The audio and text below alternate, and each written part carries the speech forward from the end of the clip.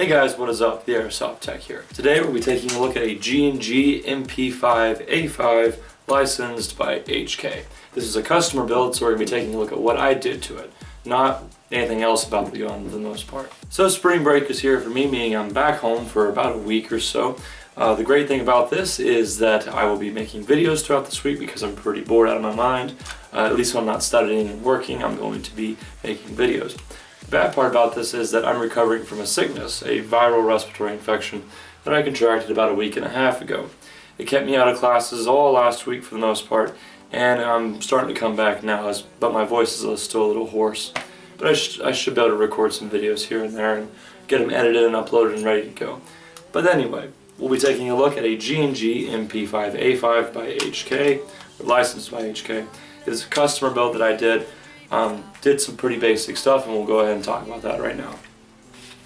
So when the customer messaged me, this is one of my usual customers, I've had him for a long time. Anyway, when he messaged me, he wanted me to get this gun done quickly. So pretty basic build was what we wanted done, pretty reliable, but a little bit higher performance above the average as well. So what we did was we installed some SHS 12-to-1 gears and an SHS 16 TPA motor. And we upgraded the connectors to Deans, so we have two Deans connectors right here and a Dean connector over here. Now G&G MP5s are set up kind of funny, and we'll talk about that later. But with this setup on a 7.4 volt LiPo, on the battery that he has provided, it's about 20 rounds a second, and it sounds a little rough because the battery has a hard time supplying the motor with what it needs. But on a nicer 7.4 volt battery, a bigger one that's more capable of supplying the energy that's needed by this motor, it functions a lot better, around 25 to 26 rounds a second. And I'll show you guys the difference between that in a minute as well. So we'll start with everything that I did first. So like I said, I installed SHS 12-to-1 ratio gears. It was just fine, and they went in just fine. G&G gearbox shells are actually very precise, I guess you could say. They're not very strong, but they're machined very precisely, so you rarely have issues back and forth. So if you ever take a G&G gearbox shell and you throw new gears into it, they're going to be very easy to shim because it'll have a very low tolerance, I guess you could say, so that you could easily shim the gears back and forth. Correcting angle engagement was just fine. I used a sorbothane pad, and then I installed the motor like I was talking about, but of course I shimmed the motor to the pinion and vice versa. One of the things about this gun is that it's a pneumatic blowback, meaning that the air in the cylinder is used to power a blowback function in the gun. So when I corrected the angle of engagement, what this did is it kind of messed around with the pneumatic feature a little bit. It made it not as kick back as well. So like on the regular gun out of the box, the bolt will come back almost completely. Like right here, it will come back almost completely every cycle. But with sorbothane correction and faucet washer correction for angle of engagement, what it does is it doesn't allow it to come back very far. It only goes back about that much or so, really about a third of what it usually does.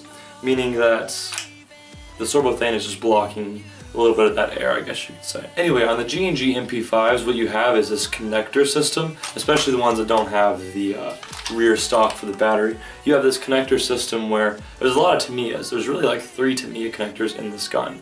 Just 3, not 3 pairs, just 3. And that really slows down the gun. So what I did was I just connected Dean's connectors in place of those Tamiya connectors, as you can see. And that brings us to another thing, the battery space. The battery space in these guns is actually pretty limited. Now on the MP5s that have the full stock, it's not limited at all. You can easily fit a pretty big battery in there, so you're not going to run into energy issues with your battery. But on the MP5s, you have to put the battery inside the front of the gun, the front handguard. You're really going to run into issues. The battery that the customer provided is a 7.4 volt, 1400 milliamp, I believe, or 1.4 amps, or 1400 milliamps basically. So that battery is not strong enough really to power this setup efficiently. So it creates this issue where you have an energy deficiency or a deficit of energy for this motor.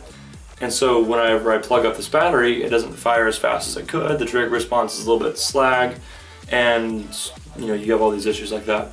It doesn't have any issues on performance. It cycles just fine. It cuts off just fine. So semi-auto functions, but it's not functioning as healthy as it could. So when we plug up my 7.4 volt LiPo, it functions a lot better. And here's the video of that. Here's the customer provided LiPo.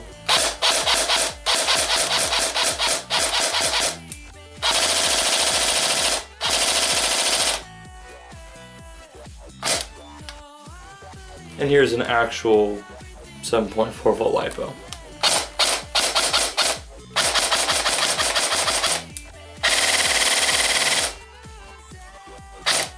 Sounds significantly better, and that's just because the 7.4 volt LiPo is a lot more powerful and can actually supply the energy to the motor that it needs for this build. But unfortunately this battery can't fit inside the handguard. So the customer's kind of stuck with the 7.4 volt he provided, as it's the largest it's going to fit in this gun. So the G&G MP5 takes advantage of a version 3 reminiscent hop-up chamber design, to where it has this sliding bar feature right over top of the gearbox shell, as you can see right now. I like the system a lot because it's really easy to adjust the hop up. It's very easy to adjust it from no hop to max hop and anywhere in between, and it stays there just as it should because it's kind of got that version 3 slide design. Alright, so now on to chrono. As you can see, this gun chrono is right around 320 FPS. Now I've noticed that with my chrono, it shoots a little bit lower than any other chrono that I've ever used at a field. So for example, if this gun says it's shooting 320 FPS on this chrono, then it's likely going to say 330, 335 at the most on an X-Cortec chrono, or any other brand chronograph that I've seen before. This FPS rating of 320 or 335, whichever, because chronographs are different back and forth, fits into the customer's range of between 320 and 350, so it should be good to go for him. Now, I really actually like these MP5s. I've worked with SEMA, JG, and all other kinds of MP5s, but I've never really worked with a G&G. And these MP5s are really nice. They're very simply designed. They don't have any issues taking them apart. You pop 3 pins, or really just 2 pins, and the whole gun's apart. You have the lower separated from the upper, and then you just take out the motor, and then you can take out the gearbox shell. It's really, really simple. The only issue I have with this gun is that they have this connector system right here, but that's kind of necessary just for what they're going for here because it's a front wired gun.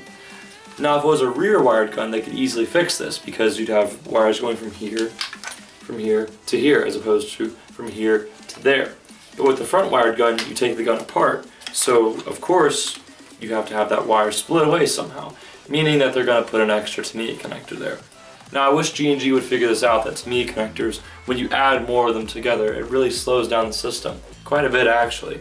So I wish what they would do is they would use other connectors, or they would just use Deans, or they would just make a straight wired, or something that's just very, very simple to use. Alright, so that's pretty much all there is to do with this build. I didn't touch the hop-up unit any, I didn't work with it at all, so we're not going to really do a range or accuracy test at all. Even though when I did test the range and accuracy, the gun functioned very, very well. It's got the good G&G green bucking in there, and it has some really odd, I believe JBU is the brand of the barrel. It almost feels like plastic or aluminum. It's just so cheap and lightweight. But it doesn't function so bad really with .20s in it. I was able to hit a tree-sized target about that big at about 120 feet or so. Now I believe this gun, the customer's going to use this gun solely for CQB, so we shouldn't have any issues whatsoever with, you know, less than 50 range or 50-foot range targets, because that's pretty much all you're encountering in close quarters. Alright, well, that's that video, so I hope you guys enjoyed it. This has been a customer review of a G&G MP5A5. It's actually licensed by HK, which makes it that much cooler. Alright, well, I will see you guys in the next video, whatever the heck I do. Until then, stay tuned, techs.